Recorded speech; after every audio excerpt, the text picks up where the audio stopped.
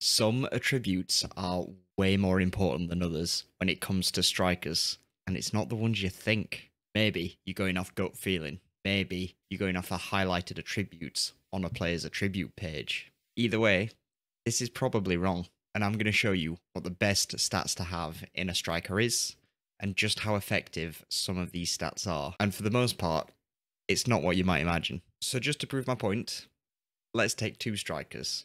Let's take the 150 current ability Dominic Calvert-Lewin and the 160 current ability, technically better, João Felix.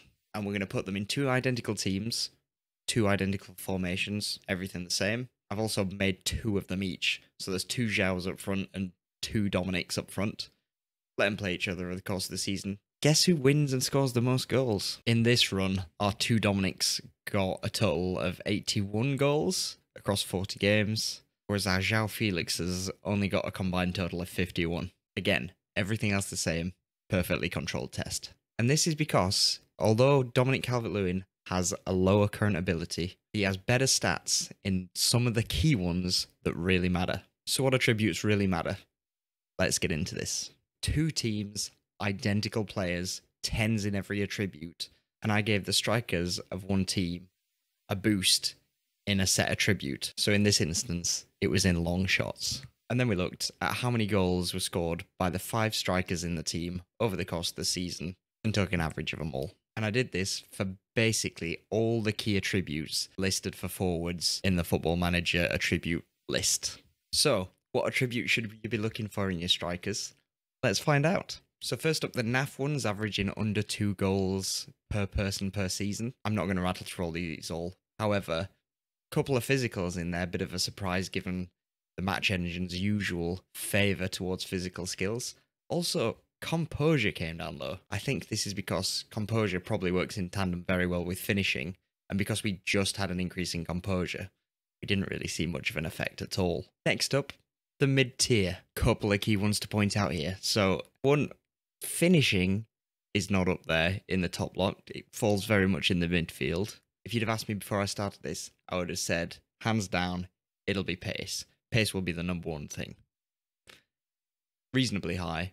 Didn't come out top in our charts. Lots of others in there that you might expect. Technique, long shots off the ball, very good skills for a striker, but not the top ones.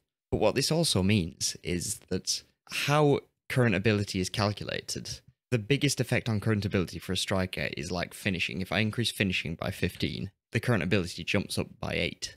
Whereas if I were to increase something like corners by 15, the current ability only jumps up by 1. So when the game assigns an ability and a star rating based off what these skills look like, it's assigning the biggest importance to finishing. And finishing is not the most important stat. So what can we take from this? Current ability and star ratings are not the be-all and end-all. Anyway, on to the biggies. Top 6, all getting over 5 goals per person per season. We have got dribbling. We have got work rate, strength, and jumping. Some physical attributes that we might expect. And these attributes are really all about getting in the right position, having the physicality to be in the right position to deal with the ball when it comes to you, and less about actually the finishing and the composure to actually score the goals. And I like this, because this is like real football. I could rant about this for a while, but it's like real football. Expected goals and all that jazz. However, back on topic, our number 1 most important attribute as a striker in Football Manager, anticipation. Leading the way with a whopping 7 goals per person per season. Being ready for it, anticipating where the ball's going to be, and sticking it in the back of the net. And this is why Dominic Calvert-Lewin beat João Felix in spite of the lack of current ability. João might have the better dribbling and finishing and just look better on paper. But when it comes to the physicals, Dominic has it where it matters. And if you enjoyed the deeper dive into the stats of Football Manager, then you've got to check out this playlist, full of all sorts of statistical dives into coaching, training, scouting. Cheers for watching, guys. I'll catch you in a bit.